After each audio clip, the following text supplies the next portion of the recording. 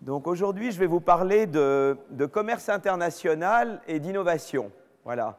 C'est important parce que vous avez vu quand même que l'élection aux États-Unis n'a pas porté au pouvoir un grand adepte du commerce international. Il y a des craintes maintenant qu'en France, il y ait des choses similaires qui se passent ou dans d'autres pays. L'Angleterre aussi n'a pas pris la voie disons, d'une augmentation de leurs relations internationales.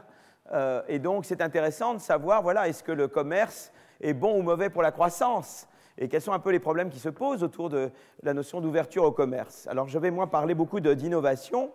Et puis, on pourra peut-être après dire quelques mots. Donc, j'ai déjà pas mal de matériel, en fait.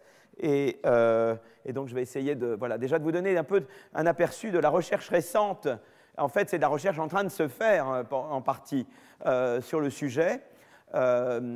Évidemment, il y a toute une série de questions qui restent ouvertes, mais je veux déjà vous montrer ce qui se fait à la frontière de la recherche sur ces problèmes-là. Donc, je vais déjà, disons, quand je dis théorie, c'est un peu une manière de penser. Je ne vais pas vous montrer des équations. Il y aura un endroit où je vais montrer des équations, mais comme je vais bien les expliquer, ce n'est pas la peine de les regarder. Et vous pouvez toujours les regarder, mais vous pouvez tout à fait comprendre sans les regarder. Donc, on peut penser à plusieurs raisons pour lesquelles le commerce devrait stimuler l'innovation et donc la croissance de la productivité. Vous vous souvenez qu'on est quand même, nous, dans une économie où c'est l'innovation qui est le moteur de la croissance, principalement. Nous ne sommes plus une économie en rattrapage, nous sommes une économie de l'innovation. Et il y a plusieurs raisons pour lesquelles le commerce et l'ouverture au commerce devraient en principe stimuler l'innovation. Et en plus, après, je vais évidemment passer de la théorie à l'empirique pour voir qu'est-ce que disent les données, en fait. Et une première raison, c'est que, en fait, l'ouverture au commerce, je vais écrire les raisons au tableau. Une première raison, c'est un effet taille de marché. C'est-à-dire qu'en fait, quand vous ouvrez au commerce international, eh bien, vous augmentez les rentes potentielles pour une innovation que vous faites. Vous voyez, votre innovation, elle va être mise en œuvre dans davantage de pays. Et ça va typiquement avoir un effet d'augmenter la taille du marché pour quelqu'un qui réussit à innover. Donc, ça augmente les rentes potentielles à l'innovation. Et donc, par ce biais, ça devrait augmenter l'incitation à innover. Si vous savez que vous avez des rentes plus grandes, vous avez d'autant plus envie d'innover. Ça augmente le gâteau que vous vous appropriez si vous innovez. D'accord? Donc, c'est un effet taille de marché. Et l'effet taille de marché, c'est un effet qui tend à être positif sur l'innovation. D'accord? Donc, cet effet taille de marché doit être plus important, évidemment, pour les petits pays. Si je suis un tout petit pays et que je m'ouvre au commerce international, évidemment, relativement à ma taille initiale, la taille va augmenter énormément de mon marché.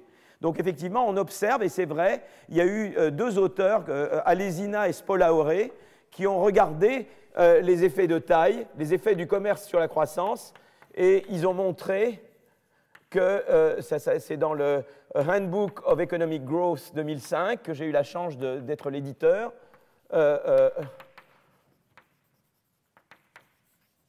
Mais c'est en 2005.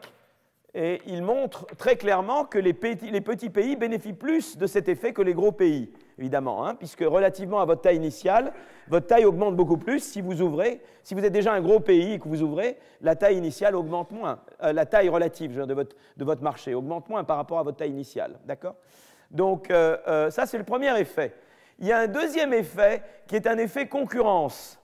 C'est-à-dire qu'en fait, alors ce qui est très intéressant, c'est que jusqu'à très récemment, les spécialistes du commerce international qui avaient regardé l'effet de la libéralisation des échanges commerciaux sur la croissance avaient surtout mis en valeur cet effet-là et un troisième effet. Mais l'effet concurrence n'avait jamais été bien regardé, ce qui est assez intéressant. Donc l'effet concurrence, c'est qu'en fait, eh bien, quand vous ouvrez au commerce, vous ouvrez la concurrence. Parce qu'il y a d'autres firmes qui exportent sur les marchés dans lesquels vous allez. Vous voyez, il y a d'autres gens. Vous allez par exemple en Chine, il y a d'autres pays qui importent en Chine. Vous voyez, et vous êtes en concurrence avec ces pays-là, quoi. Et donc, ça augmente votre concurrence. Ou bien, si tout d'un coup, vous ouvrez vos importations, eh bien, vous avez la concurrence des producteurs étrangers qui viennent importer chez vous. Et cette concurrence, eh bien, elle peut avoir des effets positifs ou négatifs. On sait, j'avais déjà parlé des effets de la concurrence sur la croissance et l'innovation l'année dernière, j'en ai peut-être dit un mot cette année, c'est-à-dire que quand vous êtes une firme performante, ben, la concurrence vous incite à innover plus pour échapper à la concurrence. Quand vous êtes une firme en retard, eh bien, la concurrence peut tendre à vous décourager davantage. Donc on sait que la concurrence, elle a des effets quand même ambigus, mais il y a quand même un effet qui peut être positif. La première raison pour laquelle c'est positif, c'est parce que ça oblige les entreprises les moins productives à quitter le marché intérieur. Donc là, il y a un effet de composition, c'est que tout d'un coup, eh bien, les moins productifs quittent le marché et ça veut dire que la productivité du marché intérieur va augmenter, puisque ça va en fait expulser, évincer les firmes les moins productives. Et puis il y a un effet, ça c'est un effet, disons, de composition, on dirait, hein. Et puis il y a un deuxième effet d'incitation, c'est-à-dire que pour échapper à la concurrence des producteurs étrangers ou pour échapper à la concurrence en Chine des autres importateurs en Chine, eh bien je vais vouloir augmenter ma productivité en faisant davantage de recherche-développement pour innover davantage. Donc il y a quand même des raisons pour lesquelles la concurrence est bonne. C'est-à-dire, elle est bonne parce qu'elle élimine, elle élimine les firmes les moins productives au détriment des firmes les plus productives, et puis elle incite toutes les firmes à faire davantage d'efforts pour innover de façon à faire face à cette concurrence.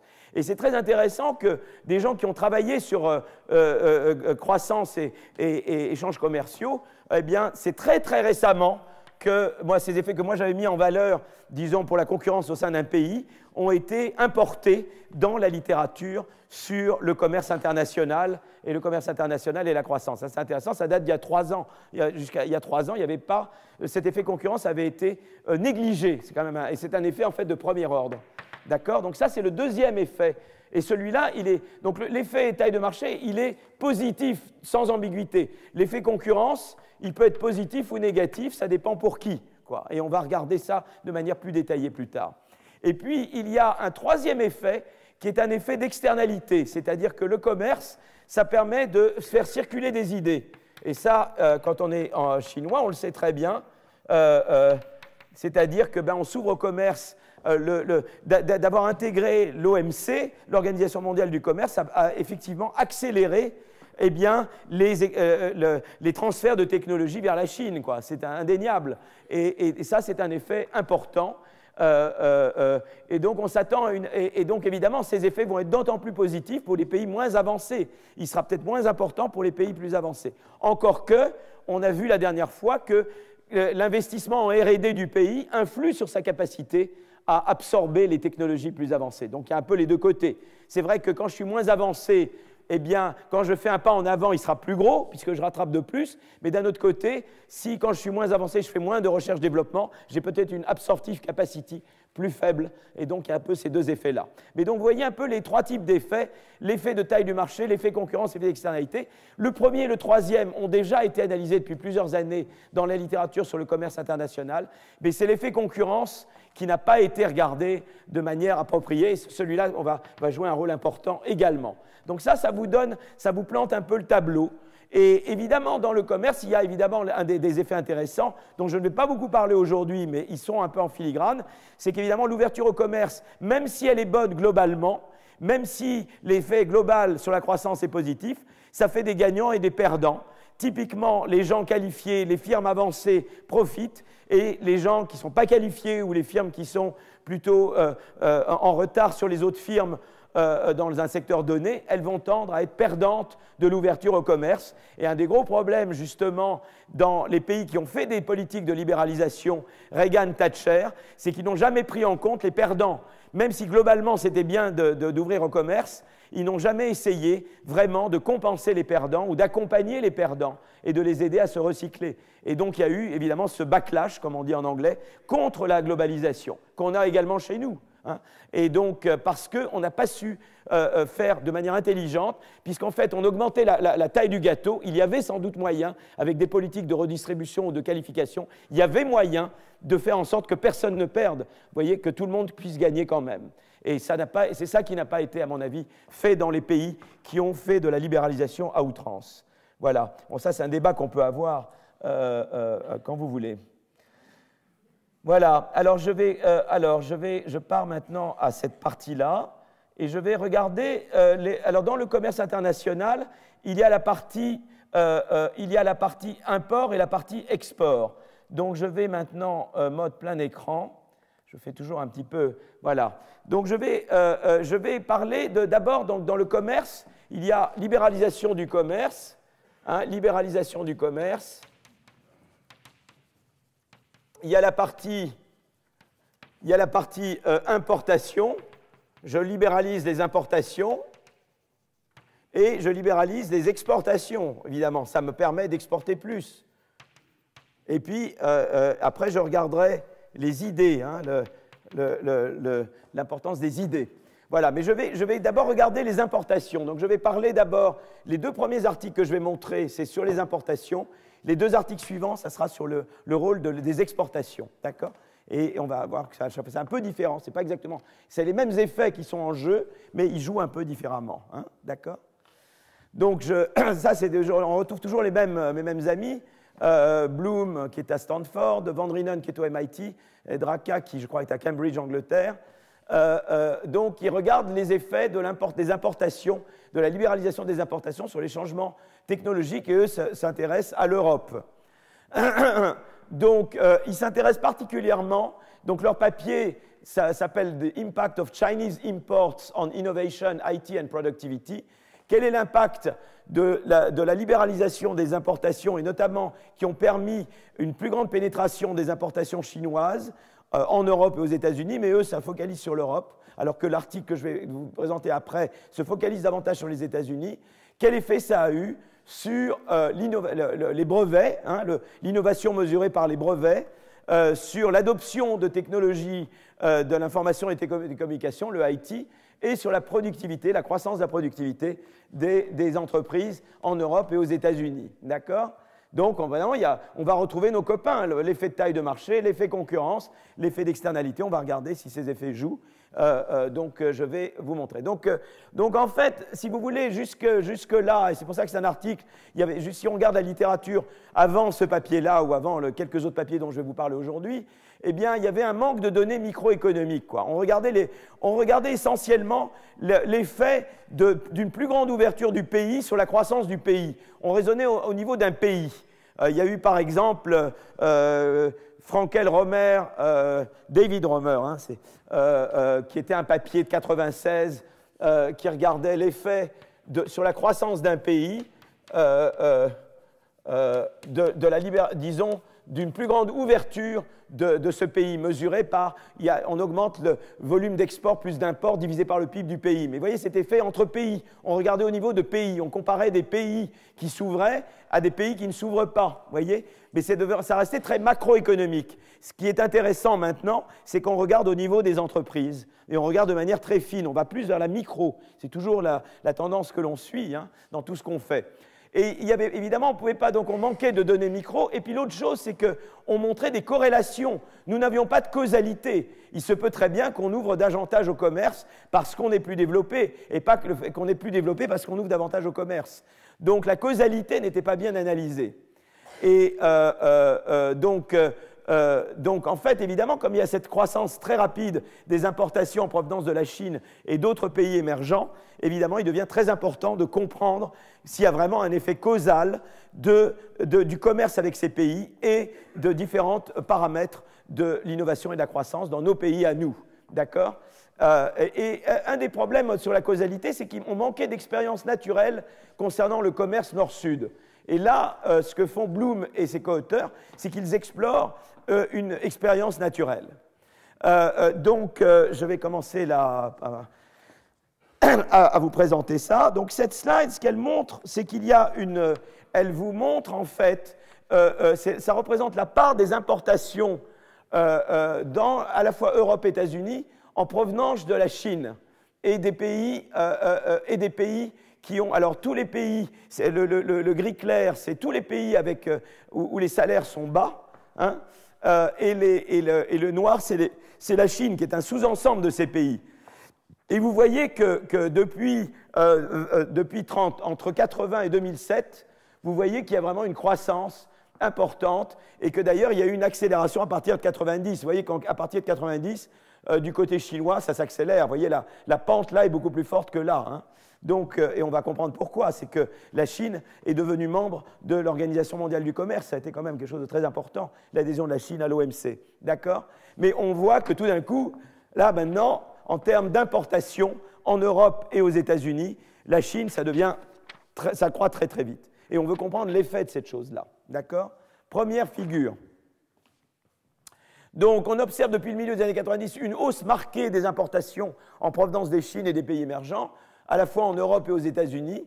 Quelle est la conséquence de cette importante hausse des importations sur l'innovation, sur l'adoption de technologies de l'information et sur la croissance de la productivité des entreprises en Europe et aux États-Unis? Alors là, maintenant, ces auteurs se focalisent sur l'Europe, tandis que le papier suivant va regarder les États-Unis.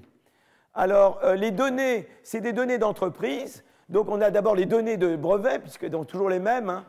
Mais là, on se restreint à 12 pays européens sur la période 96-2005. C'est le European Patent Office, je vous en ai déjà parlé, et on connaît le nom de l'innovateur, on connaît son adresse, on connaît les citations, on connaît plein de choses. D'ailleurs, il pourrait regarder beaucoup plus de choses qu'il ne regarde sur les brevets. Il pourrait regarder les citations beaucoup plus. Ça, ils ne le regardent pas, mais ils auraient pu le faire. Ensuite, on peut regarder, quand on veut regarder l'impact sur l'innovation, c'est par les brevets qu'on va mesurer ça. Quand on veut regarder l'impact sur l'adoption, sur la productivité totale des facteurs ou la croissance de la productivité totale des facteurs, eh bien, on a des données de pays. Sur la productivité, donc ça on regarde, mais on a également des données de firmes, on connaît au niveau de la firme la productivité de la firme dans ces pays-là. Donc ça c'est des données quand même qui sont très très très bonnes. On a également, la troisième c'était sur l'adoption de technologies de l'information, et là on connaît le nombre d'ordinateurs par employé dans chaque entreprise. Et donc ça, c'est important. Et on a, pour un plus petit échantillon, on connaît également les dépenses en R&D. Et Bloom et ses co-auteurs, Bloom, Van Drienen et d'autres co-auteurs, ont fait d'un survey mondial sur la qualité du management. Voilà, sur Management Practices. Je vous en avais parlé déjà de Management Practices. Je ne sais plus si c'est cette année ou l'année dernière. Et là, ils ont ces données, et donc ils vont utiliser évidemment également les informations qu'ils ont, mais c'est sur des échantillons plus petits d'entreprises. Hein, puisque là, c'est un survey, donc ce n'est pas tout le monde. On a, disons, une manière aléatoire de sélectionner. Voilà, les données de commerce, elles sont classées par secteur d'activité. Et la mesure principale, c'est le ratio entre les importations provenant de Chine et les importations totales. D'accord? Donc ça, c'est la part des importations chinoises par rapport au total des importations. Donc voilà. Donc ici, qu'est-ce que ça représente? Eh bien, on regarde le changement dans les importations de Chine vers l'Europe. Et c'est les augmentations en 5 ans, entre 2000 et 2005, c'est l'augmentation, disons, alors on va au-delà de, c'est quoi? C'est l'augmentation du ratio d'import sur la production, c'est ça, non? Je pense. Et donc, ce qui est très intéressant, c'est que vous pouvez voir que, par exemple, dans l'ameublement, là, l'augmentation de l'importation chinoise est très importante. Apparel, c'est les vêtements, hein, habillement, apparel, en fait. Ce n'est pas les appareils, hein, c'est les apparats, non pas apparats, je ne sais pas comment. Le cuir, les jouets, les objets métalliques, le textile. Et alors, par contre, évidemment, les produits chimiques, etc., ça, c'est beaucoup moins. Vous voyez, donc, vous voyez, c'est très intéressant. Vous voyez différents secteurs, et donc vous pouvez regarder. Alors, évidemment, eux, ils vont se pencher sur les textiles. Mais c'est intéressant de voir comment la pénétration chinoise a augmenté différemment selon différents secteurs. Voilà, donc c'est intéressant à explorer, vous voyez, pour faire davantage de travail. À chaque fois, je vous montre certaines choses que les auteurs, mais en fait, avec les données qu'ils avaient, ils auraient pu faire beaucoup plus de choses. Mais la recherche ne va qu'à une certaine vitesse, malheureusement. Elle est très lente, la recherche. Voilà. Donc, on regarde l'effet du commerce sur l'innovation. Alors, il y a deux choses. Ils vont regarder ce qu'on appelle vous vous souvenez, quand j'ai parlé de l'effet de la concurrence, j'ai dit qu'il y avait deux effets. Il y avait un effet de la concurrence qui était un effet, disons, de between firm effect, c'est-à-dire c'est un effet qui amène à réallouer l'activité des entreprises les moins performantes vers les entreprises les plus performantes, un effet de composition. On appelle ça un between firm effect. Mais vous avez également un effet dans chaque entreprise, ça pousse chaque entreprise à faire davantage d'innovation pour survivre à la concurrence des produits chinois. Donc, et eux sont capables de quantifier qu'est-ce qui est l'effet between firm et l'effet within firm, d'accord, de cette concurrence accrue dans les importations, de cette concurrence accrue sur le marché européen due à l'augmentation des importations en provenance de Chine. Vous êtes encore vivant? Vous êtes formidable, j'espère.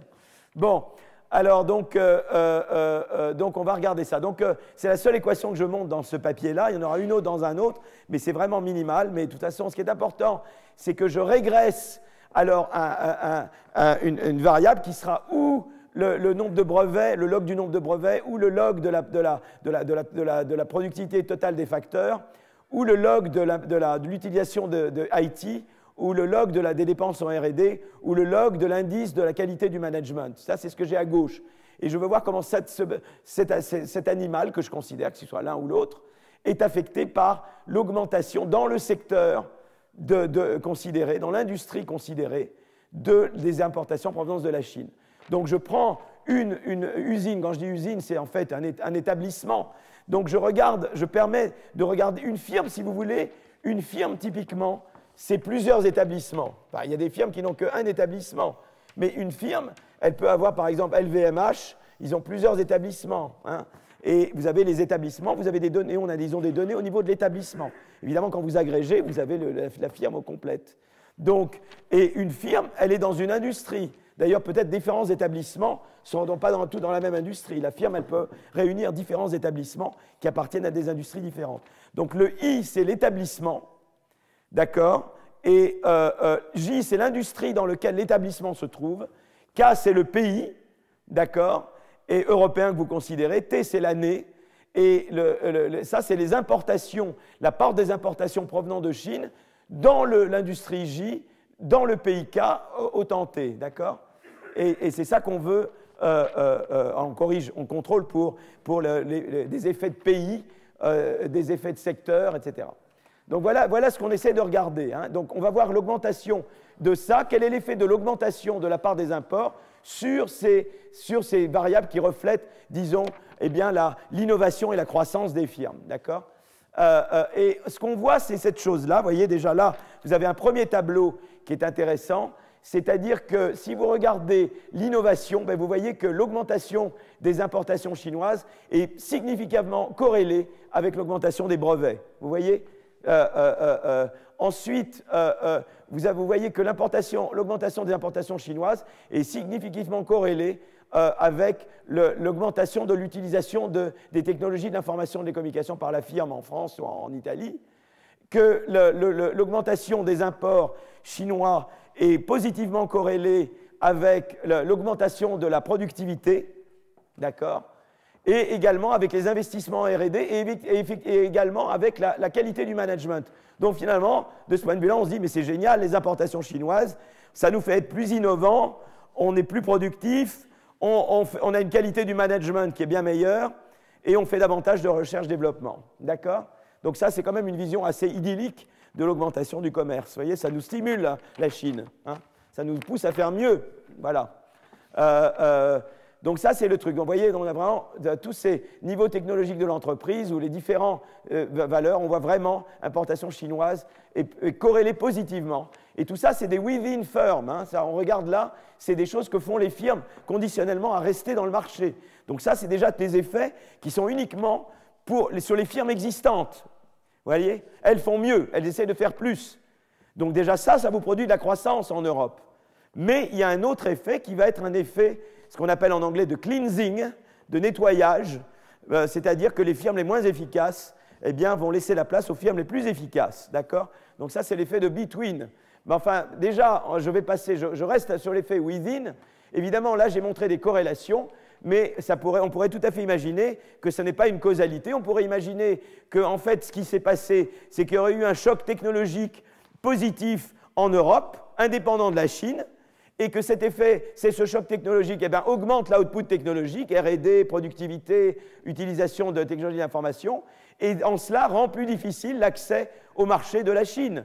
Et donc, mais à ce moment-là, si ça c'est vrai, ça veut dire que notre coefficient sous-estime l'influence des importations chinoises sur le changement technique. Parce que là, on a un effet qui ne passe pas par la causalité et qui, en fait, impliquerait une corrélation négative entre les imports chinois et la technologie en Europe, alors qu'on observe une corrélation positive. Ça veut dire que, quelque part, probablement, nous avons sous-estimé l'importance de l'effet causal des importations sur le changement technique et la croissance des firmes en Europe. Alors, ce qu'on fait, c'est qu'à ce moment-là, eh bien, Bloom et ses co-auteurs vont explorer un instrument. Vous savez toujours que quand j'ai un problème de causalité, eh bien, je cherche à construire un instrument. Et l'instrument qu'ils vont construire, c'est une expérience naturelle. Et l'expérience naturelle, c'est simplement que l'entrée de la Chine au sein de l'Organisation mondiale du commerce, en 2001, qui, en fait, donc, il se concentre sur les textiles, en fait, et le vêtement. Et avant d'être membre de l'OMC, les Chinois étaient sujets au Multi-Fiber Agreement, qui était très contraignant, avec beaucoup de quotas, etc. Évidemment, ce qui se passe, c'est qu'à partir du moment, donc il l'était depuis 1974, hein, et à partir du moment où il intègre l'OMC, eh bien, il se libère du Multi-Fiber Agreement. Et ça, évidemment, ça va permettre d'augmenter énormément la pénétration chinoise dans les secteurs textiles, dans les pays européens et aux États-Unis. Et c'est ça que ces auteurs analysent, d'accord? C'est l'effet de ça qu'ils analysent. Alors, il faut savoir que le secteur textile est responsable de 31 000 brevets sur la période considérée. Donc, c'est quand même beaucoup, c'est gros, quoi. C'est un gros secteur. Donc, c'est intéressant de voir l'effet sur ce secteur, d'accord?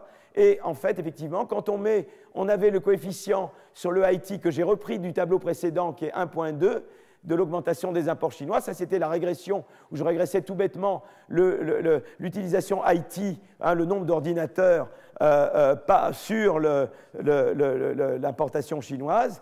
Et alors que maintenant, quand j'instrumente l'augmentation de l'importation chinoise par l'entrée dans l'OMC, eh bien, je vois que l'effet est plus grand. Effectivement, tout à l'heure, je vous avais dit qu'il y avait peut-être des raisons de penser que je sous-estimais l'importance de l'effet causal. Et en effet, quand je prends en compte l'effet causal, eh bien, je trouve un coefficient plus grand ici qu'ici. Vous voyez? Donc, c'est intéressant. Il y a vraiment un effet.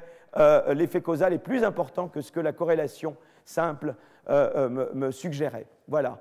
Donc, vous voyez, l'effet corrélation était là et l'effet causal est plus gros, plus pentu que l'effet qu'on mettait en évidence avec juste les corrélations. Voilà, alors,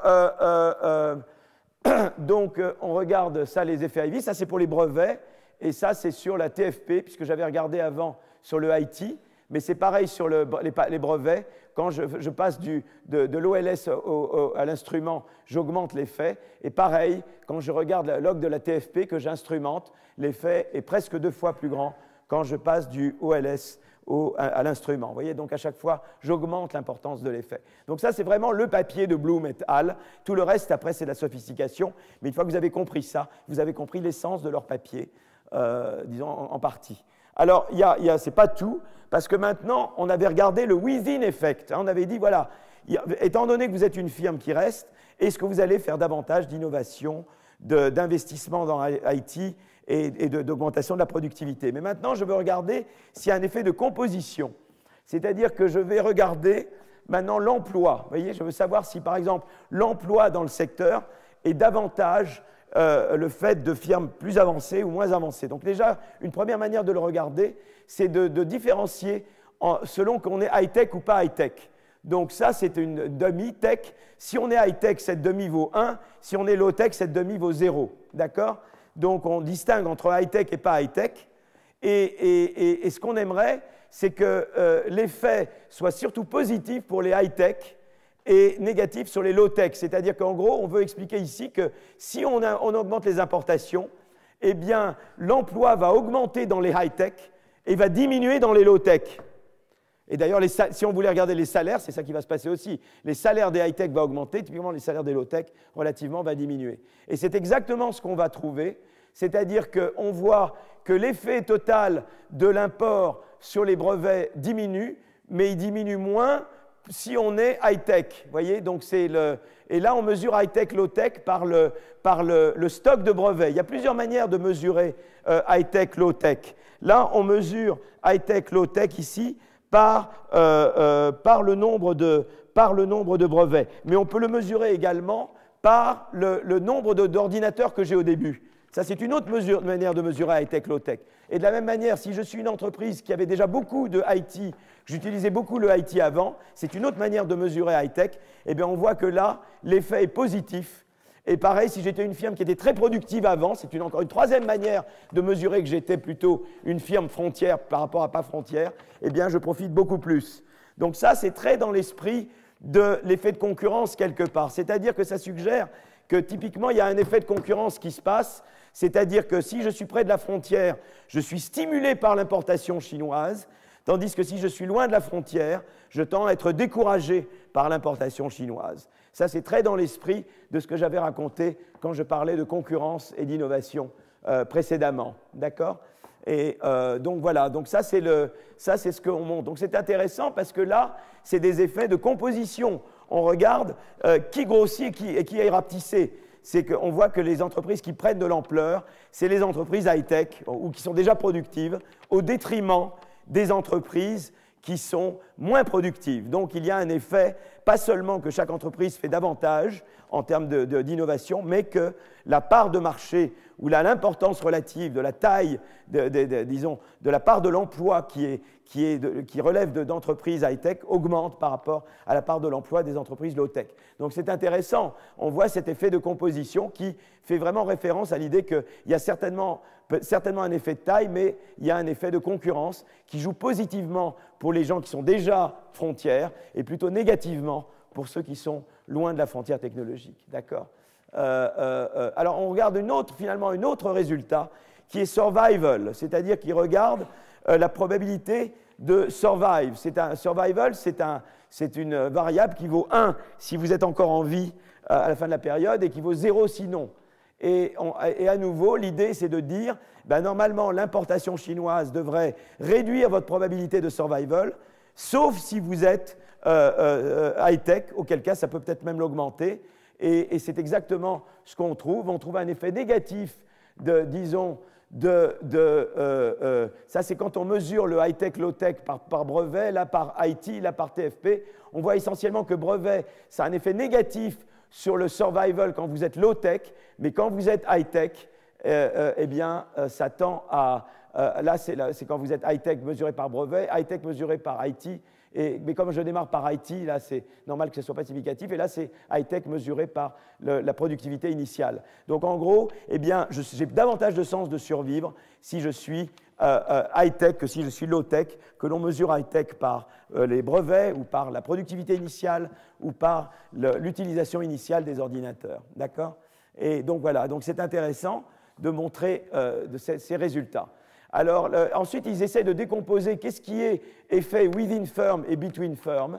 Et vous voyez que c'est très sympa parce qu'en termes d'effet sur l'augmentation des brevets, ils voient qu'il y a le within, c'est 4,6, le between, c'est 7,6, et au total, l'exit, c'est 2. Et au total, eh bien, il y a un effet d'augmentation des brevets de 15, mais qui est dû en partie au fait que les gens, conditionnellement, en restant, ont fait plus. Et puis le reste, c'est le fait qu'on alloue de l'emploi davantage vers les firmes productives. Et le troisième, c'est dû au fait que les gens les moins productifs s'en vont. Et vous voyez que le total fait à peu près 15%. Et c'est pareil, l'effet sur le IT, c'est à peu près 15%.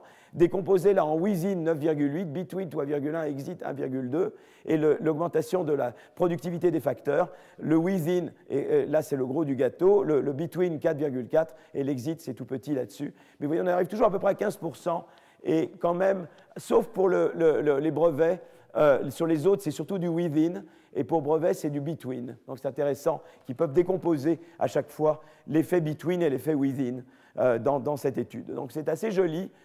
Ils ont donc montré que la libéralisation des imports en provenance de Chine sur les firmes européennes de textiles, eh bien, d'abord, il y a un effet within firm, c'est-à-dire au sein des firmes, eh bien, on voit davantage d'innovation, d'adoption de technologies IT et d'augmentation de productivité. Deuxièmement, ça induit de la destruction créatrice, c'est-à-dire de la réallocation d'emplois des moins productifs vers les plus productifs et un exit des firmes les moins productives.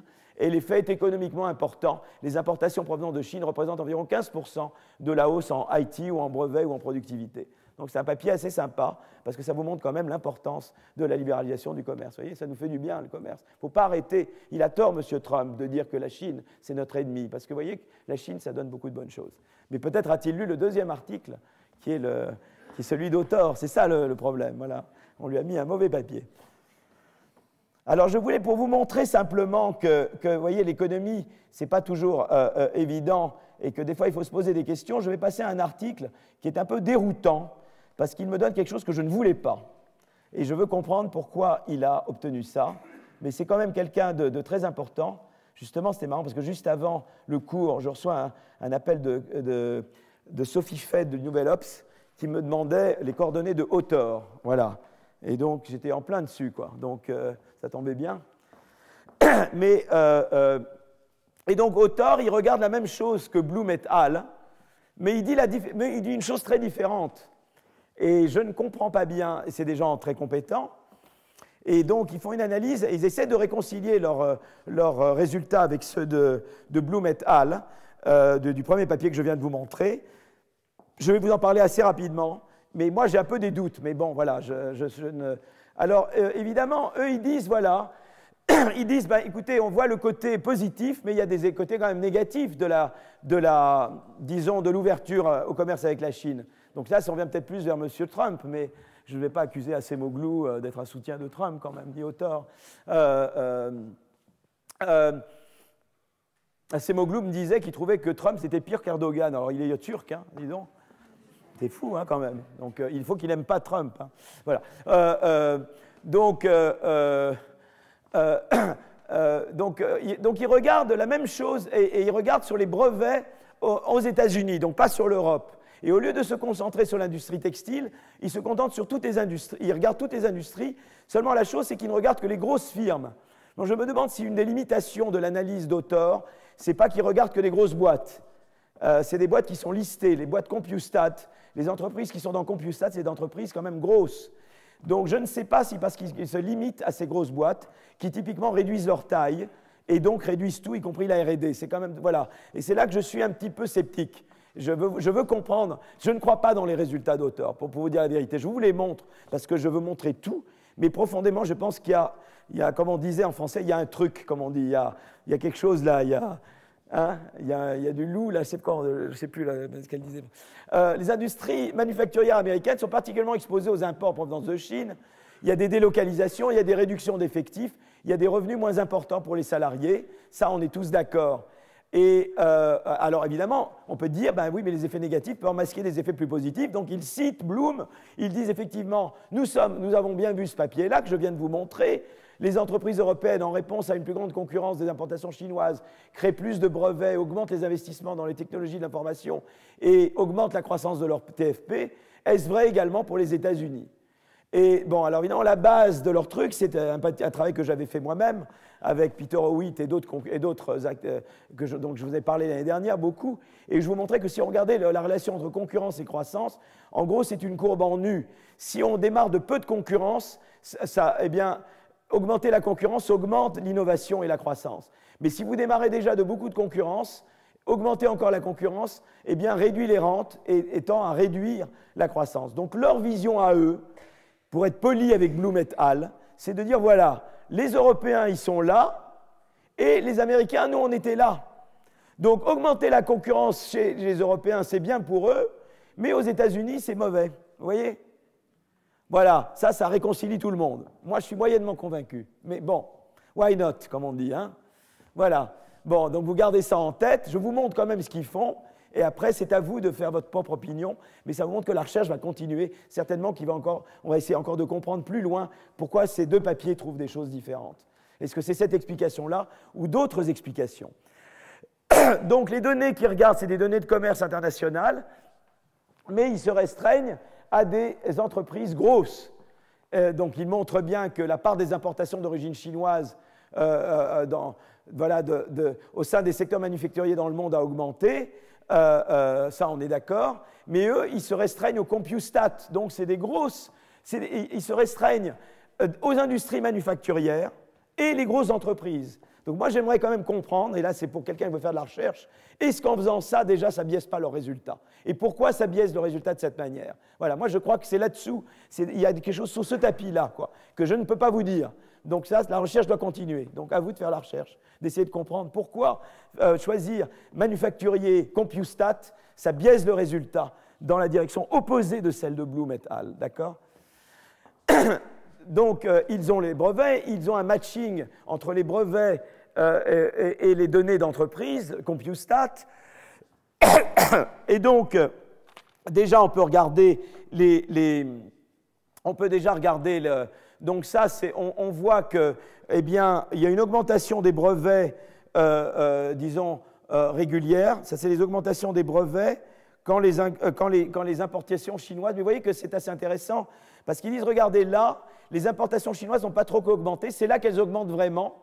Et là, vous voyez que le nombre de brevets augmente moins aux États-Unis, dans ma base CompuStat. Vous voyez qu'il y a une augmentation, mais que là, elle augmente. Et vous voyez, regardez, ça, cette courbe en dessous, je ne sais pas si vous voyez cette courbe, ça, c'est les importations de Chine aux États-Unis.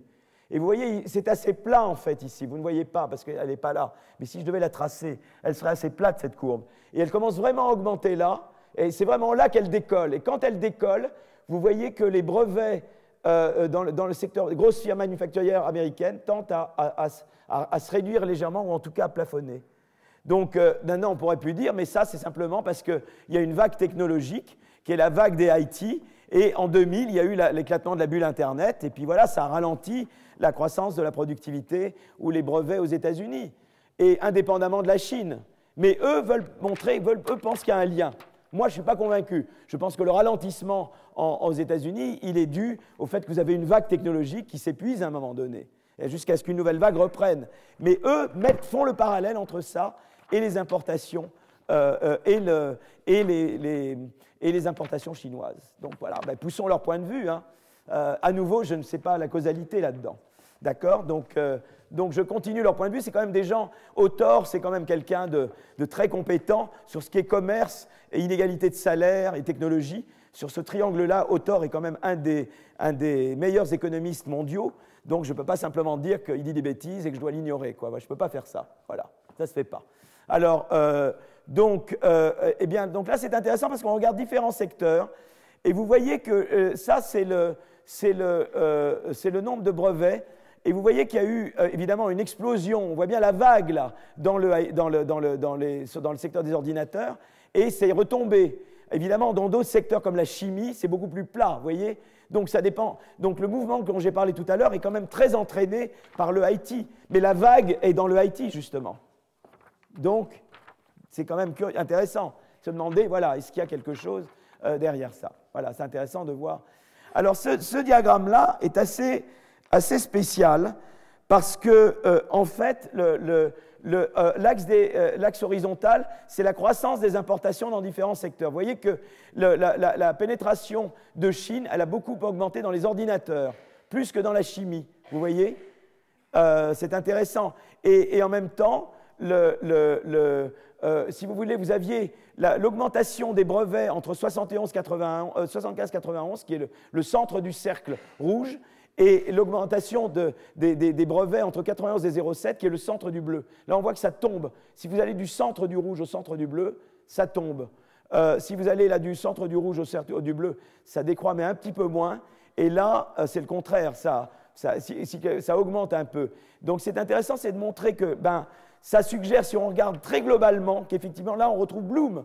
On dit là où l'importation chinoise a augmenté le plus, c'est les ordinateurs, et par rapport à la chimie. Et on voit qu'effectivement, si on regarde à ce niveau d'agrégation-là, eh bien, dans les secteurs grossièrement définis comme les ordinateurs ou la chimie, eh bien, la pénétration en import chinois a plus augmenté dans les ordinateurs et l'augmentation des brevets a été plus grande en Chine dans les ordinateurs que dans la chimie.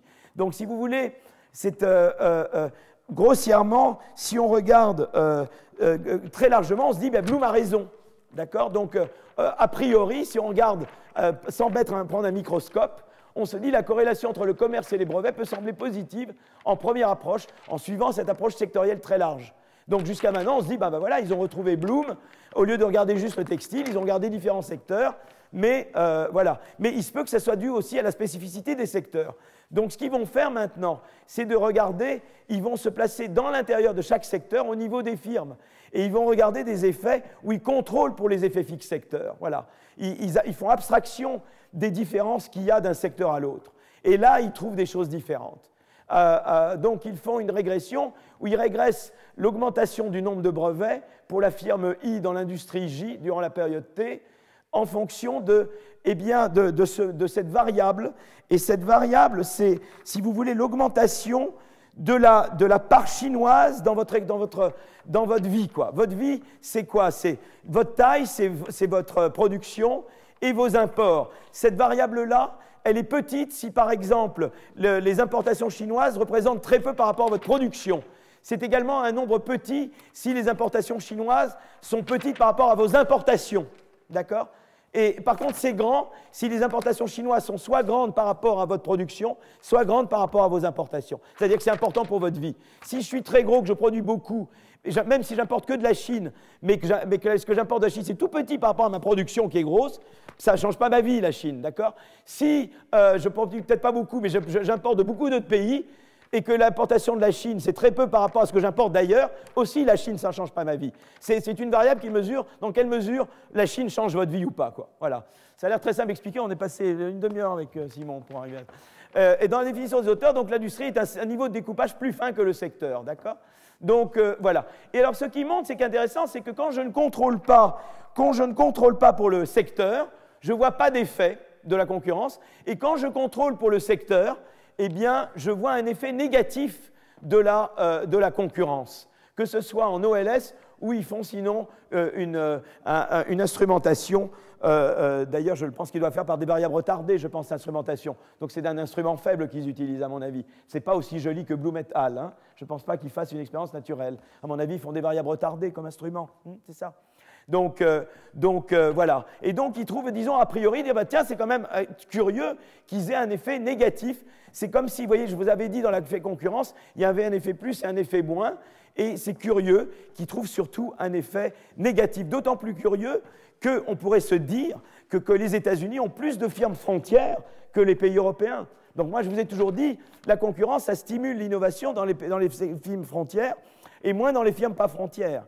Alors peut-être parce qu'ils se restiennent à des grosses firmes, qui ne sont peut-être pas les firmes frontières dans leur secteur. Vous comprenez? C'est là que j'ai, moi, un questionnement. Voyez, mais c'est important que je vous montre des papiers, qu'on les critique ensemble, pour que vous restiez avec des questions. Voyez, donc, la relation devient négative une fois que l'on contrôle par les tendances globales des différentes industries au sein des secteurs. En effet, l'exposition à la concurrence semble corrélée avec la tendance passée du nombre de brevets. Il faut donc contrôler pour cette tendance pour évaluer l'impact direct. Et là, il regarde d'autres définitions des secteurs. Des définitions plus historiques, par segment, etc. Et ils trouvent toujours un coefficient négatif. Donc, ils ont un résultat robuste, c'est des gens sérieux. Ils ont fait leur truc sérieusement. Et on veut comprendre pourquoi ils ont trouvé quelque chose d'aussi différent de ce que Bloom et al. Ont trouvé. Et la vérité, c'est qu'ils ne savent pas vraiment. Et une explication qu'ils donnent, c'est qu'ils disent, regardez, eh bien, on peut regarder la R&D, on peut regarder l'innovation, mais on peut regarder d'autres variables comme les ventes, comme l'emploi, comme le capital, comme l'investissement en capital. Et vous voyez que toutes ces variables sont négativement affectées. Donc, ce qu'il semble dire, c'est que dans les entreprises qu'ils ont regardées, qui à nouveau sont les grosses entreprises du secteur manufacturier, eh bien, l'augmentation des importations chinoises semble avoir réduit l'activité de ces entreprises. Ils ont baissé tout, surtout, vous voyez, je veux dire, ils ont réduit la voilure, sur tout, quoi, y compris sur la R&D. Alors, c'est intéressant de savoir pourquoi ils ont réduit la voilure. Mais, à nouveau, ce sont les entreprises manufacturières déjà grosses. On ne regarde pas l'entrée de petits, et on ne regarde pas, vous voyez, la dynamique des firmes dans ces secteurs. C'est ça qui manque dans ce papier. Et là, je pense qu'il s'est passé beaucoup de choses qu'eux ne regardent pas. C'est peut-être un effet de cleansing partiel, c'est-à-dire qu'on réduit la voilure dans les ans existants, mais peut-être que des nouveaux plus efficaces rentrent en même temps, et que ça, ils ne le capturent pas. peut-être qu'ils ne capturent qu'une partie du between firm effect de Bloom et al. Ça, c'est moi mon interprétation. Mais ça, c'est voilà, ça, c'est ce que je vais dire à hauteur, quoi. Mais moi, ça, c'est mon interprétation. Voilà. Donc, eux pensent que c'est l'histoire de U inversé, qu'il y a trop de concurrence aux États-Unis ou pas assez. Moi, je pense que c'est une partie d'un between firm effect qu'en fait, ils sont en train de capturer. Mais là, évidemment, il faut plus d'analyse parce que chacune de ces explications aurait des implications, des prédictions différentes à tester. Et là, vous voyez, quand je vous ai toujours parlé du va-et-vient entre les données et la théorie, j'ai plusieurs théories pour expliquer leurs données. Maintenant, chacune a des implications différentes. Il faut maintenant retourner aux données avec ces différentes explications pour voir laquelle est juste et laquelle ne l'est pas. Cette recherche-là n'a pas encore été faite. D'accord? Donc, s'il y a des gens qui sont en thèse ici, sujet de thèse pour vous. Hein. Et on a des données de firmes françaises pour faire ça. Donc, on peut faire beaucoup de choses. Si on pensait le faire avec Mathieu, justement, et c'est un truc qu'on pourrait regarder, on en parlait au téléphone. On se disait, tiens, mais pourquoi on ne fait pas ça nous-mêmes? Voilà. Donc, c'est marrant, vous voyez, de préparer un cours, ça donne vraiment des idées de recherche. D'accord? Donc là, c'est pareil. Alors, on pouvait croire aussi que c'était un problème de substitution d'inventeurs. Vous voyez, on fait moins de R&D par des Américains et plus par des Chinois. Mais ce n'est pas vrai parce que qu'on regarde seulement les US inventors, les foreign inventors ou all inventors, vous savez que dans les brevets européens, on connaît l'identité et la nationalité des inventeurs, qu'on se restreigne aux inventeurs américains ou qu'on regarde des inventeurs étrangers américains, l'effet est toujours de réduire la voilure sur ces entreprises CompuStat. Donc c'est quand même intéressant. Et voilà, donc je crois que... Alors pourquoi aux États-Unis, pas en Europe? Eux pensent que c'est l'effet de U inversé. Moi, je pense que c'est un effet de between firm. Mais ça, c'est la chose qu'il faut, explorer. Alors eux disent évidemment, Draka se concentrait sur le textile. Eux évidemment, leur manière de contrer Bloom et Draka, ça fait un peu débat des primaires, hein. Eux, ils disent, mais oui, mais eux, ils ont regardé le textile. Moi, je regarde toute l'économie, mais je pense que Bloom va leur répondre ce que je leur réponds. Vous ne regardez que les grosses firmes existantes et vous ne regardez pas toutes les firmes dans un secteur. Et donc, vous ratez une partie de l'explication. Ils en sont là pour le moment, mais vous voyez que le débat est encore ouvert. Mais je veux vous montrer des débats ouverts, parce que je veux vous montrer la recherche en train de se faire et le débat qui n'est pas encore conclu. D'accord? Donc, voilà. Oui. Donc je crois que je vais m'arrêter là. Effet négatif d'augmentation, conclusion différente de l'étude sur l'Europe, mais avec des explications possibles. J'en vois au moins deux, et il faut explorer quelle est celle de ces explications qui est valable. Il est moins 8. Je propose maintenant, nous avons encore 3 papiers à faire. Est-ce que nous pouvons... Vous avez une question? Oui. Est-ce qu'ils auraient réduit la voilure pour garder les profits? Pour garder des profits. Mais qu'est-ce qu'ils feraient de leurs profits? Pour ne pas investir. Pour se préserver parce qu'ils avaient peur d'une crise à venir ou de quelque chose. Mais à cause de l'importation, l'augmentation de l'incertitude qui vous fait de moins être timoré, quoi. Mais eux, plutôt que... Oui, je ne sais pas. Moi, je crois que c'est un effet que les gros font moins et que les petits prennent la relève, quoi. Mais je pense... Ouais, en tout cas, voilà. C'est ouvert, le débat est ouvert. Je vous retrouve dans 5 minutes. J'ai vraiment besoin de reprendre dans 5 minutes parce que j'ai encore 3 articles à faire hein, qui sont... et je veux vraiment pouvoir avancer avec vous. Dans 5 minutes, on se retrouve. Merci de votre patience.